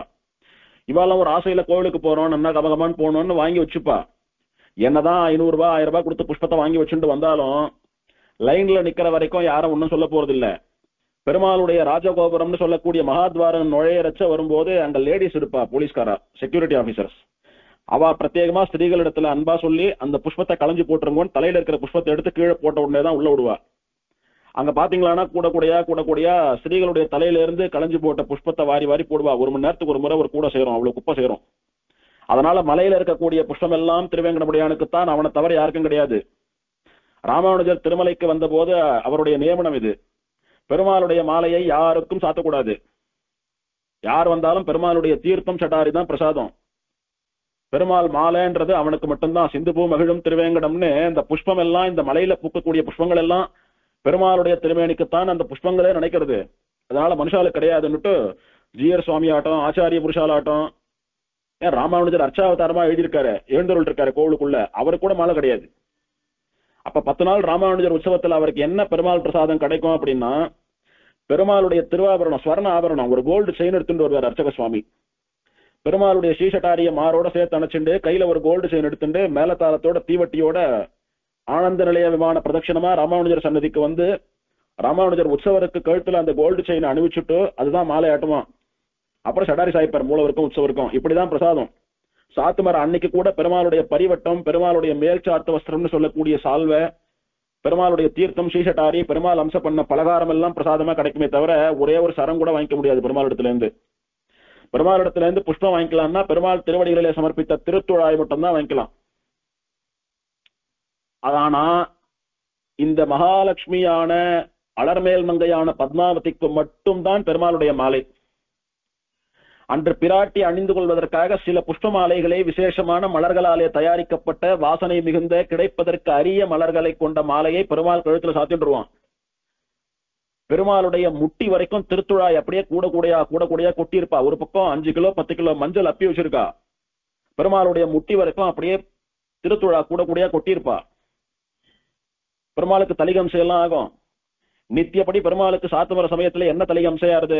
கதம்ப சாதம்னு சொல்லக்கூடிய குழம்பு சாதம், தொத்தியொன்னம், வெண்பொங்கல், சக்கரை பொங்கல், புளியோரை, ஒரு 3 கூட லட்டு, 3 கூட மிளகு வடை, கருப்பு உளுந்துல பண்ணக்கூடிய மிளகு வடை. இது எல்லாமே திருவேங்கடமுடையானுடைய திருமடப்பள்ளியிலேயே தயார் பண்ணக்கூடியது, வெளியில இருந்து வர்றது கிடையாது. இதெல்லாம் தான் நித்தியப்படி பெருமாள் அம்சைவான். கர்த்தால சாத்துமரைக்கு முன்னால அந்த கண்டை மணி சேவிக்கிற சத்தம் கேட்கறது பாருங்க, இதெல்லாம் அம்சைவான் பெருமாள். அன்னைக்கு விசேஷமா இதோடு கூட நித்தியம் இவன் என்ன அம்சைறானோ அது இல்லாம இன்னும் கூடுதலா நிறைய அம்சைவான் பெருமாள். விசேஷமா அப்பம் அம்சைவான். ஒரு கூடையில 51 அப்பம், இன்னொரு கூடையில 51 வெல்லம் தோசை, தோசை மாவுல வெள்ளத்தை கரைச்சி குத்தி ஏலக்காய் பொடி போட்டு தளர நெய் குத்தி பண்ணக்கூடிய வெல்லம் தோசை, வடை, லட்டு, நிறைய பக்ஷணங்கள். அப்படி விசேஷமான பணிகாரங்கள் பலகாரங்கள் எல்லாம் தாயாருடைய திருநட்சத்திரம். நம்ம ஆத்துல யாருக்கானும் பிறந்த நாள்னாவே பாயாசம் பண்ணட்டா, கேக் பண்ணட்டான்னு எத்தனை பண்றோம் நாம. சாட்சாத் லோகமாதாவினுடைய பிறந்த நாள், எந்த தாயாரை தேடிட்டு திருவேங்கடமுடியான் வைகுண்டத்தையே தியாகம் பண்ணிட்டு வந்தானோ அவளுடைய பிறந்த நாள் சும்மா விட்டுடுவானா பெருமாள்? எத்தனை ஆச்சரியமான பக்ஷணங்கள் உண்டோ அத்தனையும் பண்ணி பெருமாள் கண்டோரலை பண்ணுவா. அப்படி அம்சம் ஆயிடுத்துன்னா மற்ற நாளுக்கு அன்னைக்கு என்ன வித்தியாசம் அப்படின்னா, அந்த பிரசாதம் மத்த நாள்ல சாத்துமரம் ஆயிடுத்துன்னா முதல்ல அர்ச்சக அவளுடைய பங்கு எடுத்து வச்சுப்பா. அர்ச்சக சதந்திரம்னு பேர் இருக்கு, எல்லா இடத்துலயும் உண்டு. என்னதான் பரிசாரக சுவாமிகள் மடப்பள்ளியில பிரசாதத்தை தயார் பண்ணி கைங்கரியம் பண்றவா தலையில சுமந்துட்டு போய் வச்சாலும் கூட அர்ச்சகர் தானே அதை தொட்டு சம்ஸ்காரம் எல்லாம் பண்ணி பெருமாளுக்கு நைவேத்தியம் பண்றார், அம்மாவாட்டமா குழந்தைக்கு ஊட்டுறார். அதனால முதல் பங்கு அவருடையது. இலையில அவர் வேணும்ன்றதை கை போட்டு சுதந்திரமா எடுத்துக்கலாம். அவர் மத்தவெல்லாம் அந்த பரிசாரக சுவாமி என்ன விநியோகம் பண்றாரோ அதுதான் வாங்கிக்க முடியும். வேணும்னா கொஞ்சம் கொடுங்கோன்னு கேட்கலாமே தவிர நாம கை விட்டு எடுத்துக்க முடியாது. கை போட்டு எடுத்துக்கக்கூடிய சுதந்திரம் அர்ச்சகருக்கு மட்டுமே உண்டு. அர்ச்சக சுவாதந்திரம்னு பேர் அதுக்கு. அந்த மாதிரி தேவையானதெல்லாம் அது கொஞ்சம் கொஞ்சம் எடுத்து வச்சுட்டுருவார். அதுக்கப்புறமா தான் அந்த பிரசாதம் வெளியில நமக்கெல்லாம் கோஷ்டிக்கு பொதுமக்களுக்கெல்லாம் விநியோகம் ஆகும். ஆனா அன்னைக்கு அர்ச்சகர் கூட பிரசாதத்தை ஒரு விரலால கூட தொடமாட்டார். அன்னைக்கு பாக்கறச்ச கூட பிரசாதம் நன்னா இருக்குன்னு அப்படியே முழுசா அகல கண்ணை விரிச்சு கூட பார்க்க மாட்டா. பட்டும் படாத பாத்தும் பார்க்காத அம்சம் பண்ணுவா. தாயாரம் செய்யணும் திரும்பன்னுட்டு அப்படி பிரசாதங்கள்லாம் கைப்படாம பெருமாளுக்கு அம்சம் பண்ணிட்டு ஒரு ஓரமா கால்படாத இடத்துல வச்சிருவா, ஒரு மேடையில வச்சிருவா. கொண்ட வச்சுட்டு எந்தெந்த பாத்திரங்கள்ல இருக்கிற சாதம், புளியோரை தொத்தியம் அந்த மாதிரி சாதம் எல்லாம் மலையிலே தங்கிடும். பணியாரங்கள், வடை, அப்பம், வெள்ளந்தோசை, லட்டு, மைசூர் பாக்கு, அந்த மாதிரி பணியாரங்கள் வச்சு சாப்பிடக்கூடிய எடுத்து போனா ஒழுவாம இருக்கக்கூடியதான வஸ்துக்கள் எல்லாம் ஒரு புது மூங்கில் கூட அதுல நிறைய மந்தார இலையெல்லாம் போட்டு அது நிறைய பிரசாதத்தை ரொப்பி அதுக்கு மேல ஒரு புது வெள்ளை காடா துணியை போட்டு கட்டி அந்த துணி அவுந்து கொள்ளாதபடிக்கு கயிறெல்லாம் போட்டு கட்டி பரிசுத்தமா வச்சிருப்பா. கிட்டத்தட்ட 30 கூடைகள் வச்சிருப்பா. அந்த மாதிரி ஒரு கூடையில அப்பம், ஒரு கூடையில வடை, ஒரு கூடையில லட்டு, ஒரு கூடையில வெள்ளந்தோசை, அந்த மாதிரி ஒரு கூடையில ஒரு பலகாரம், ஒரு பட்சணம் இருக்கும். ஒரு 4 கூடை திருத்துழாய், ஒரு 4 கூடையில மஞ்சள் கொத்து, ஒரு கூடையில பெருமாள் உடுத்து கலைந்த மலர் மாலைகள், புஷ்ப மாலைகள், அந்த மாதிரி ஒரு 30 கூடை தயார் பண்ணி வச்சிருப்பா. இப்ப பெருமாளுக்கு நைவேத்தியம் ஆயிடுத்து, சாத்துமர சமயம் வர்றது. இப்போ சிற்றஞ்சிறுகாலே வந்துன்னை சேவித்துன்னு ஜீயர் சுவாமி சாத்துமரையை தொடங்கி வைக்கிறார். ஸ்ரீ வைஷ்ணவெல்லாம் ஆச்சரியமா சாத்துமர பாசனங்களை சேவிச்சு முடிக்கிறா. பெருமாளுக்கு ஆர்த்தி ஆறுது. பல்லாண்டு பல்லாண்டுன்னு சொல்றச்சு பெருமாளுக்கு ஆர்த்தி ஆறுது. அந்த சமயத்துல சாத்துமரம் முடிஞ்சுடுத்துன்னா அன்னைக்கு யாருக்கும் பெருமாளுடைய திருவடிகளிலே சாத்துமரையின் போது சமர்ப்பித்த திருத்துழாய பிரசாதமா கொடுக்க மாட்டா. ஸ்ரீ வைஷ்ணவெல்லாம் சிற்றஞ்சிறுகாலே வந்துன்னை சேவித்து அப்படின்னு ஆரம்பிக்கிறச்ச ஒரு வரைக்கும் கொஞ்சம் திருத்துழாய பெருமாள் திருவேங்கடமுடையானுடைய திருவடியில் அர்ச்சகர் சமர்ப்பிச்சுட்டே வருவார். அப்படி பெருமாளுடைய திருவடிகள் மொத்தம் மறைஞ்சுன்றோம் அந்த 3 பாசுரம் சேவிச்சு முடிக்கிறதுக்குள்ள, சாத்துமரை ஆறதுக்குள்ள. பல்லாண்டு பல்லாண்டுன்னு வரைச்சதான் ஆரத்தி தட்டு எடுத்துட்டு ஆரத்தி பண்ணுவார். அதுக்கு முன்னாடி 2 பாசுரத்தை 2 முறை சேவிக்கிற வரைக்கும் திருத்துழாய சமர்ப்பிச்சுட்டே இருப்பா. அந்த திருத்துழாய மத்த நாள்ல தீர்த்த சடாரியானா விட்டு ஜீயர் சுவாமிகளுக்கு, ஆச்சாரிய புருஷாளுக்கு, ஸ்ரீ வைஷ்ணவாளுக்கு எல்லாம் விநியோகம் பண்ணுவா. அன்னைக்கு அது கிடையாது. அது மேலேயும் கை வைக்க மாட்டா. அது அப்படியே எடுத்து கூடையில போட்டு தனியா வச்சிருவா தாயாருக்குன்னு. இப்படி பெருமாளுடைய பிரசாதங்கள்லாம் களைஞ்சு வச்சுட்டு சாத்துமர ஆனா விட்டு அத்தனை ஸ்ரீ வைஷ்ணவாலும் இந்த கூடைகள் எல்லாம் தலையில சுமந்துட்டு போறதுக்காக காத்துட்டு நிப்பா. அன்னைக்கு ராத்திரி, முதல் நாள் ராத்திரி 10 மணிக்கு சன்னதி சாத்தினா பாருங்க. அதுல இருந்து இப்ப வரைக்கும் இன்னும் ஒரே ஒரு பப்ளிக், ஒரு பொதுமக்கள் கூட கோவிலுக்குள்ள போயிருக்க மாட்டா. யாரையும் விடமாட்டா. கோவிலே காலியா இருக்கும். திருமலையான்ற அளவுக்கு காலியா இருக்கும் கோவிலே. கரோனா லாக்டவுன்ல இருந்தா போல இருக்கும். அந்த மாதிரி சமயத்துல இந்த கூடைகள் எல்லாம் சித்தமா இருக்கும். நிர்வாக அதிகாரி ஒரு மரப்பெட்டியை கொண்டாடுவார். அந்த மரப்பெட்டியிலே ஆச்சரியமா ஒரு பட்டு வஸ்திரத்திலே பெருமாள் இந்த வருஷம் தாயாருடைய ஜென்ம நட்சத்திரமான அவளுடைய பிறந்த நாளுக்கு என்ன திருவாபரணத்தை பரிசா வாங்கியிருக்கானோ அந்த திருவாபரணத்தை வச்சு சுத்துவா. பெருமாள் திருமேனியில சாத்திருக்காளோ இல்லையோ அது அர்ச்சக சுவாமிகள் களைஞ்சு கொடுப்பா. அதை ஒரு பட்டு வஸ்திரத்துல முடி போட்டு அந்த பெட்டியில வைப்பா. வச்சுட்டு பெருமாள் தாயாருக்கு வாங்கி வச்சுருந்த 2 பட்டுப்புடவை, மூலவருக்கு ஒரு பட்டுப்புடவை, உற்சவருக்கு ஒரு பட்டுப்புடவை, அந்த 2 பட்டுப்புடவை அதுக்கு ரவிக்க இதோட கூட சேர்ந்து அந்த பொட்டியில ஏழை பண்ணுவா. ஏழை பண்ணிட்டு தாயாருக்கு பெருமாள் என்னென்ன பிறந்த நாள் பரிசு எல்லாம் கொடுத்தாரோ அதெல்லாம் ஒரு முறை சரியா இருக்கான்னு சரி பார்த்துருவா. முதல் நாள் ராத்திரி சயனத்தப்ப பெருமாள் அம்ச பண்ண, பெருமாள் போட்டுண்ட வெத்தலை பாக்கு, பெருமாள் திருமேனியில பூசிண்டு தூங்கின சந்தனம், மறுநாள் சாத்துமரையின் போது பெருமாள் தாயாருக்காக என்னென்ன வச்சிருக்காரோ அதெல்லாம், பெருமாள் திருவடிகளில் சமர்ப்பிக்கப்பட்ட மஞ்ச காப்பு, பெருமாள் திருவடிகளிலே சமர்ப்பிக்கப்பட்டதான திருத்துழாய். இப்ப பெருமாள் திருமேனியில அந்த பிரவையை சுத்தி இருக்கக்கூடிய மஞ்சள் கொத்துல இருந்து கொஞ்சம் கொஞ்சம் உருவி அது வைப்பா. பெருமாள் அம்ச பிரசாதங்கள் பணியாரங்கள்லாம் வந்துடும். இப்படி எல்லாத்தையும் சித்தமா எடுத்துட்டு பங்காரு வாக்கிலேன்னு பெயர், அதாவது தங்க கதவுகள். எது அப்படின்னா நாம உள்ள கொடிமரத்தை தாண்டி போறச்ச எந்த கதவுக்குள்ள போனா கருடாழ்வான் சன்னதி கருடன் சன்னதி வருதோ அது பங்காரு வாக்கிலின்னு பேர் அதற்கு. அதுக்கு முன்னால கொடிமரத்தை ஒட்டி இருக்கக்கூடிய வாசலுக்கு வெள்ளி வாசல், வெண்டி வாக்கிலின்னு பெயர். வெள்ளி வாசல் அது. அந்த வாசலுக்கு வெள்ளி தகடு அடிச்சிருப்பா. அடுத்தது அதை கடந்து போனோம்னா நமக்கு இடது பக்கத்திலே வரதராஜ பெருமாள் சன்னதி, வடது பக்கத்திலே நிருசிம்மன் சன்னதி. நேர போனோம்னா கருடன் சன்னதி வரதோ இல்லையா, லைன்ல போறோமே, அங்க இருக்கக்கூடிய கதவுகளுக்கு சவுற்றுக்கெல்லாம் கூட மேல இருக்கக்கூடிய ரூஃப் கூரைக்கெல்லாம் கூட தங்க தகடு அடிச்சு வச்சிருப்பா. அதுக்கு தங்க வாசல் பங்காரு வாக்கிலின்னு பெயர் அதற்கு. அந்த கதவை சாத்திட்டு பெருமாளுடைய கர்ப்ப கிரகத்தை மூலஸ்தானத்தை சாத்தின சாவிய அர்ச்சக சுவாமி தோல்ல போட்டுருவார். அவர் திரும்ப திறக்கிற வரைக்கும் கோவில் திறக்க மாட்டார். இப்படி மூலவர் எழுந்தருள் இருக்கக்கூடிய துவாரபாலகா பக்கத்துல இருக்கக்கூடிய கதவை சாத்தி பூட்டு போட்டுண்டு இந்த பங்காரு வாக்கிலின்னு சொல்லக்கூடிய தங்க வாசலையும் பூட்டிண்டு நாம பெருமாளை சேவிக்கிறதுக்கு உள்ள போறது வெளியில வருதுன்னு வச்சுட்டு இருக்கோமே, 2 வாசல் 4 வாசல், அதையெல்லாம் கூட பூட்டிட்டு பெருமாள் வெளியில கிளம்புறாரு. எப்படி நாம வெளியில கிளம்பினா ஆத்த பூட்டிட்டு போறோமோ அந்த மாதிரி எல்லாத்தையும் பூட்டிண்டு ஆயிடுத்து. பெருமாள் தன்னுடைய தர்மபத்தினுடைய திருநட்சத்திரம் பிறந்த நாள் திருச்சானூருக்கு போனோம், ஆத்த சேஃபா பூட்டிண்டார். ஒன்னும் இல்லாத நம்ம ஆத்தையே 10 முறை பூட்டு இழுத்து பார்த்துட்டு போறோம். அத்தனை ஐஸ்வர்யத்தோட கூட பல கோடிகளுக்கு அதிபதியா பல சொத்தை வச்சுட்டு இருக்கிற பெருமாள் அவன் எத்தனை கிராக்கிரதையா பூட்டணும், எல்லா வாசலையும் பூட்டி ஆயிடுத்து. இப்ப ஆனந்த நிலைய விமான பிரதட்சிணமா தலையில முதல்ல ஜீயர் சுவாமி தாயாருக்கு சமர்ப்பிக்கக்கூடிய பட்டு வஸ்திரங்கள் இதெல்லாம் தலையில வச்சுப்பார். ஜீயர் சுவாமிக்கு கூட இருந்து கைங்கரியம் பண்ணக்கூடிய ஏகாங்கி சுவாமிகள் எல்லாம் இந்த பிரசாதத்தை ஆளுக்கு ஒரு கூட தலையில வச்சுப்பா. இந்த திருவாபரண பெட்டியை நிர்வாக அதிகாரி எடுத்துப்பான் தலையில வச்சுண்டு.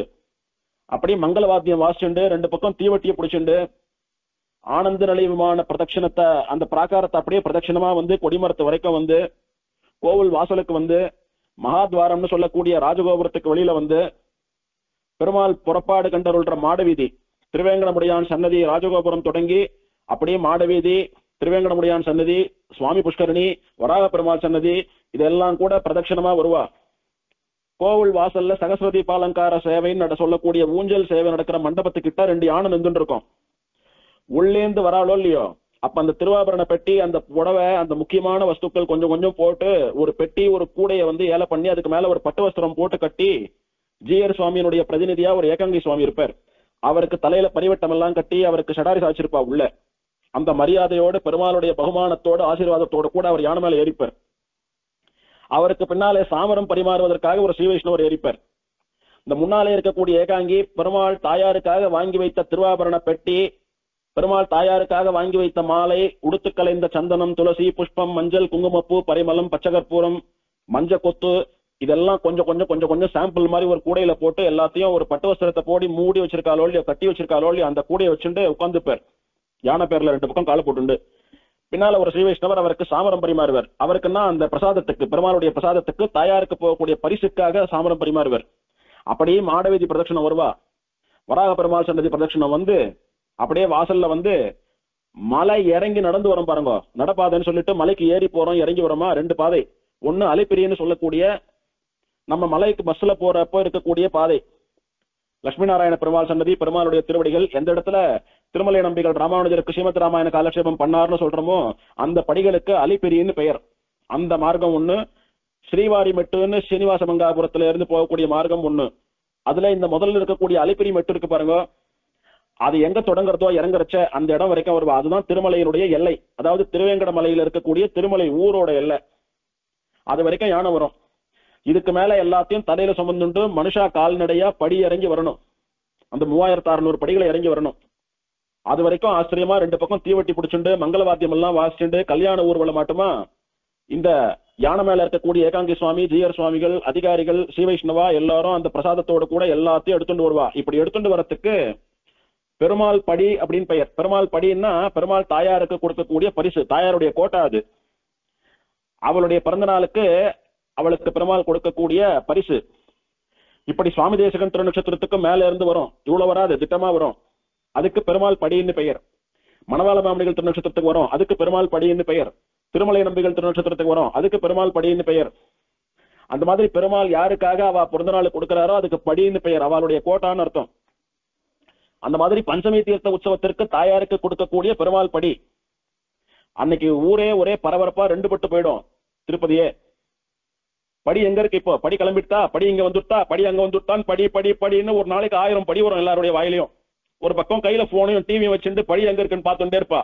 இன்னொரு பக்கம் தாயார் இங்க திருச்சானூர்ல என்ன உற்சவம் கண்டருளின்னு இருக்கான்னு அதை காட்டிட்டு இருப்பான் டிவியில. அப்படி ஆச்சரியமா அந்த மலையினுடைய எல்லை வரைக்கும் யானையில வருவா. இதுக்கு அலங்காரமா அர்ச்சக சுவாமி பெருமாளுடைய கர்ப்ப கிரகத்தை சாத்தின சாவி கொத்து இருக்கு பாருங்க, அவ்வளவு பெரிய சாவி கொத்த கழுத்துல தோல்ல போட்டு வருவார், துண்டாட்டமா போட்டு வருவார் அது வரைக்கும். அப்படின்னா என்ன அர்த்தம்னா, பெருமாள் இதுக்கு மேல யாரையும் பாக்குறதுக்கு தயாரா இல்ல, யாருக்கும் தரிசனம் கொடுக்கறதுக்கு தயாரா இல்ல. இன்னைக்கு என்னுடைய ஆம்படியாளுடைய பிறந்த நாள், அவளை பாக்குறதுக்காக திருச்சானூருக்கு பரிசுகள் எல்லாம் எடுத்துன்னு போயிட்டு இருக்கேன். இன்னைக்கு முழுக்க நான் அவளோட தான் இருக்க போறேன். ரெண்டு பேரும் ஒன்னா சேர்ந்து திருமஞ்சனம் கண்டருளி, அவ பஞ்சமி தீர்த்தத்துல ஆச்சரியமா தீர்த்தவாரி கண்டருள்றத பார்த்துட்டு அவளுக்கு நான் கொண்டு போன பரிசுகளை எல்லாம் அணிவித்து, அந்த புடவை அந்த திருவாபுரம் அதெல்லாம் உடுத்திண்டு அவ அந்த அழகை எனக்கு காட்டணும், அதை நான் பார்க்கணும், ரெண்டு பேரும் ஒன்னா சாப்பிடணும், சந்தோஷப்பட்டு நான் அப்புறம் தான் வருவேன். இன்னைக்கு ராத்திரி தான் மலைக்கு திரும்ப போறேன், நான் வரேன், கிளம்புறேன். இங்க இருந்தா யாரானும் தொல்லை பண்ணிட்டே இருப்பீங்க, ஒருத்தர் மாத்தி ஒருத்தர் வந்துட்டே இருப்பீங்க. அப்ப நான் எப்படி பிராட்டியோட அவளுடைய பிறந்த நாளை கொண்டாடுவது? அதனால நான் கிளம்புறேன்னு விட்டு பெருமாள் ஆத்த பூட்டி சாவி எடுத்துட்டு போறான். ஒரு காலத்துல அர்ச்சக சுவாமியும் கூட அப்படியே அந்த படியோட இறங்கி வந்து திருச்சானூர்ல எல்லா உற்சவமும் முடிஞ்சு தாயார் பஞ்சமி தீர்த்தம் ஆகி பெருமாள் கொடுத்த பிறந்த நாள் பரிசு எல்லாம் சாத்திட்டு புறப்பாடாவா சாயங்காலம். அது வரைக்கும் அர்ச்சக சுவாமி அந்த கழுத்துல இருக்கிற சாவி எடுக்காம தாயாரோடய இருப்பாராம். அப்படின்னா பெருமாள் தாயாரோட இருக்கான்னு அர்த்தம். அது முடிஞ்சு இவர் என்னென்ன பரிசு எல்லாம் வாங்கி கொடுத்தாரோ அந்த புடவையை உடுத்திண்டு அந்த திருவாபுரணத்தை சாத்திண்டு அதெல்லாம் கொண்டு தாயார் தன்னை அலங்காரம் பண்ணிட்டு தன்னுடைய அழகை காட்டினா பெருமாள் பார்த்து ரொம்ப நன்னா இருக்க அப்படின்னு சந்தோஷப்பட்டு தாயாரை கொஞ்சிட்டு அதுக்கப்புறம் மலைக்கு போயிடுவார் ஐதீகம். அதுக்கப்புறம் அந்த அர்ச்சக சுவாமி போய் சாயங்காலம் 6:30-7 மணிக்கு சன்னதி திறந்து திருவாரதன் ஆகும். அது வரைக்கும் சேவை கிடையாது, பெருமாளுக்கு ஒரு தீர்த்தம் கூட கிடையாது. கார்த்தால சாப்பிட்டதோட சரி, பெருமாள் இங்க சாப்பிடுறாரோ இல்லையோ தாயாரோட சேர்ந்து, அங்க ஒண்ணும் கிடையாது. ஆனா இப்ப நிறைய ஜனங்கள்லாம் வரா, அவ்வளவு நேரம் சன்னதியை மூடி வச்சா நஷ்டமாறுதுன்னு எப்பயும் கனெக்ட் பண்ணி இப்ப அதை நிறுத்திட்டோம். இப்போ அந்த ஊர் எல்லைன்னு சொல்லக்கூடிய மலை இறங்கி வரமே தொடங்குறது அது வரைக்கும் தான். அங்க ஆச்சரியமா ஒரு 100 மண்டபம் இருப்போம், அந்த மண்டபத்துல ஒரு தாயார் இருப்பா, அந்த இடம் வரைக்கும் வருவா. அதுதான் திருமலையுடைய எல்லை. அது வந்த உடனே அர்ச்சக சுவாமி திரும்ப கிளம்பி கோவிலுக்கு போயிடுவார். அவர் போய் கோவிலை திறப்பார், பப்ளிக் தரிசனம் ஆரம்பிச்சிடும், ஜனங்கள்லாம் பெருமாளை சேவிக்க ஆரம்பிச்சிடுவா. அங்க பெருமாள் ஆச்சரியமா அந்த மஞ்ச காட்டுக்குள்ள இருந்து எட்டி பாக்குறது போல இருப்பான் பெருமாள். அது ஒரு ஆச்சரியமான சேவை, அதை சேவிக்கிறதுக்கு பிராப்தமான வாழ்நாள்ல ஒரு முறையாவது எல்லாருக்கும். இப்ப இந்த படி யானை படியெல்லாம் இறங்காதோ இல்லையா, அதனால யானை மேல மலை எல்லையோட நின்றுடும். யானையில இருந்து இறங்கி தலை மேல வச்சுட்டு ஜீர சுவாமிகளால நடக்க முடியாது, அவ வரமாட்டா. அர்ச்சகா ஏகாங்கிகள் இந்த 30 கூடைய தூக்குறதுக்கு 30 ஸ்ரீவைஷ்ணவா, அவளுக்கு காலை வலிக்கிறது கழுத்தை வலிக்கிறதுன்னா அவளுக்கு மாத்தி கூடைய தலையில வாங்கிக்கிறதுக்காக ஒரு 20 ஸ்ரீவைஷ்ணவா கூட போவா, ஒரு 50 ஸ்ரீவைஷ்ணவா போவா. ஸ்ரீவைஷ்ணவா தான் தூக்கணும், வேற யாரும் தொடக்கூடாது. அப்படி அந்த மலையை இறங்கி ஆச்சரியமா வந்து மலை அடிவாரத்துக்கு இறங்கி மலையடிவாரத்தில் இருக்கக்கூடிய லட்சுமி நாராயண பெருமாள் சன்னதி கிட்ட வந்தா விட்டு அந்த படின்னு சொல்லக்கூடிய அந்த கூடைக்கு ஒரு ஆர்த்தி ஆகும். அங்க பெரிய கருடன் நின்று இருக்காரு பாருங்க, மலை இறங்கி வர இடத்துல. அந்த இடத்துல 2 யானை வந்து நிற்கும். அந்த 2 யானை எந்த யானைன்னா கோவிந்தராஜ பெருமாள் சன்னதி யானை. மலையில இருந்த 2 யானை திருவேங்கடமுடியான் சன்னதி யானை. அது மலை அடிவார மலை எல்லை வரைக்கும் கொண்டு விட்டுட்டு போச்சு. இப்ப கோவிந்தன் சன்னதி யானை வந்து காத்துட்டு இருக்கோம். திரும்பி பழையபடி ஏகாங்கி சுவாமி அந்த பிரசாதத்தோட கூட யானை மேல ஏற்றி உட்கார வச்சு பின்னாடி ஒரு சுவாமி உட்கார்ந்துட்டு சாமரம் பரிமாறிட்டு போவார். அங்கிருந்து நேரம் அப்படியே இறங்கி வந்து கோதண்ட ராமர் சன்னதினு சொல்லக்கூடிய ராமர் சன்னதி வாசலுக்கு வருவா. வந்த உடனே ஒரு நிமிஷம் ராமருக்கு முன்னாடி இந்த மாதிரி என்னுடைய ஆம்படியாளுக்கு இந்த பரிசுகள் எல்லாம் எடுத்துன்னு போயிட்டு இருக்கேன் பாருன்னு ராமருக்கும் சீதைக்கும் காட்டுறாப்புல காட்டிட்டு பெருமாள் ராமர் சன்னதி பிரதட்சணமா அப்படியே கோவிந்தராஜர் கோவில் கிட்ட வருவார். கோவிந்தராஜர் கோவில் கிட்ட வந்தாருன்னா கோவிந்தன் சன்னதி கிட்ட வந்து கோவிந்தராஜனுக்கும் புண்டரீகவள்ளி தாயாருக்கும் ஆண்டாளுக்கும் இந்த பாருங்க என் பத்மாவுக்காக இதெல்லாம் எடுத்துன்னு போயிட்டு இருக்கேன்னு காட்டுற மாதிரி பெருமாள் ஒரு நிமிஷம் நிப்பார். அந்த படியெல்லாம் காட்டுவார். காட்டிட்டு மணவாள மாமணிகள் சன்னதி சுவாமி தேசிகன் சன்னதி எல்லாம் கடந்து திருச்சானூருக்கு கால்நடையாவே போய் சேருவர். திருச்சானூர் தாயார் சன்னதிக்கு ஒரு 1 கிலோமீட்டருக்கு முன்னாலே ஆச்சரியமா பஞ்சமி தீர்த்தத்துக்காக ஏற்படுத்தப்பட்ட ஒரு மண்டபம், சின்ன 4 கால் மண்டபம் இருக்கும், கருங்கல் மண்டபம்.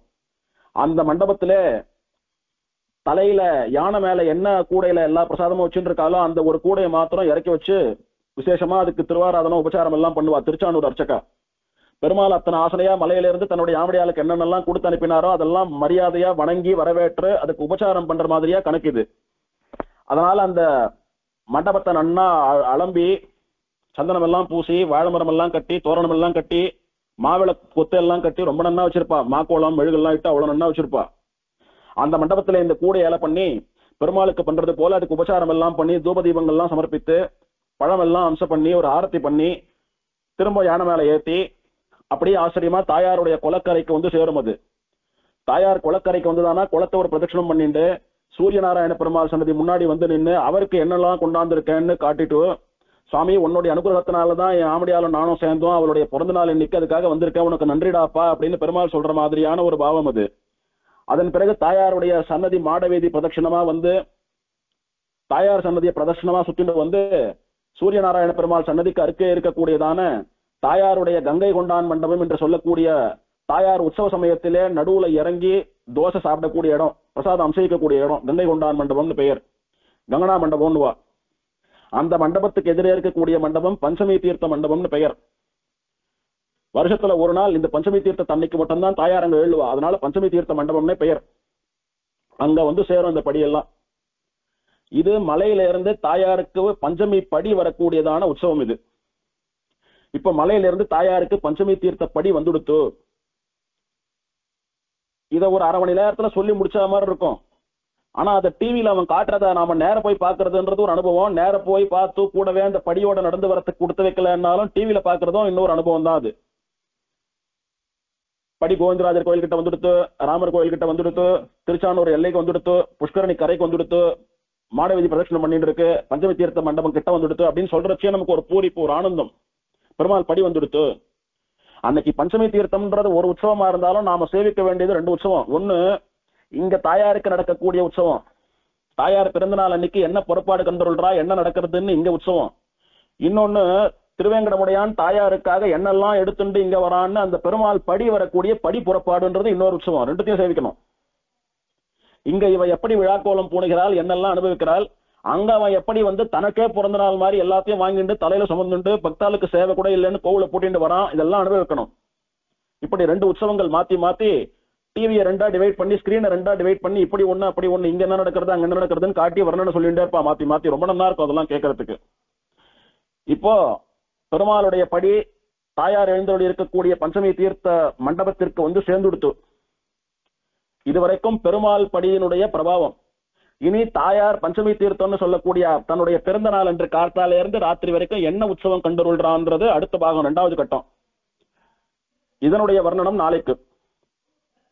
ஈசானாம் ஜகதோஸ்ய வெங்கடபதேர் விஷ்ணோர் பராம் பிரேயசீம் தத்வக்ஷஸ்தல நித்யபாசரசிகாம் தத்சாந்தி சம்பர்தினே பத்மாலங்கிருத பாணி பல்லவயுகாம் பத்மாசனஸ்தாம் ஸ்ரியம் வாத்சல்யாதி குணோஜ்வலாம் பகவதீம் வந்தே ஜகன்மாதரம் அஜ்ஞானினா மயா தோஷான் அசேஷான் விஹிதான் ஹரே க்ஷமஸ்வத்வம் க்ஷமஸ்வத்வம் சேஷசைலசிகாமனே வந்தாய் என் மனம் புகுந்தாய் மண்ணி நின்றாய் நந்தாத கொழுஞ்சுடரே எங்கள் நம்பி சிந்தாமணியே திருவேங்கடம் மேய எந்தாய் இனியான் உன்னை என்றும் விடேனே.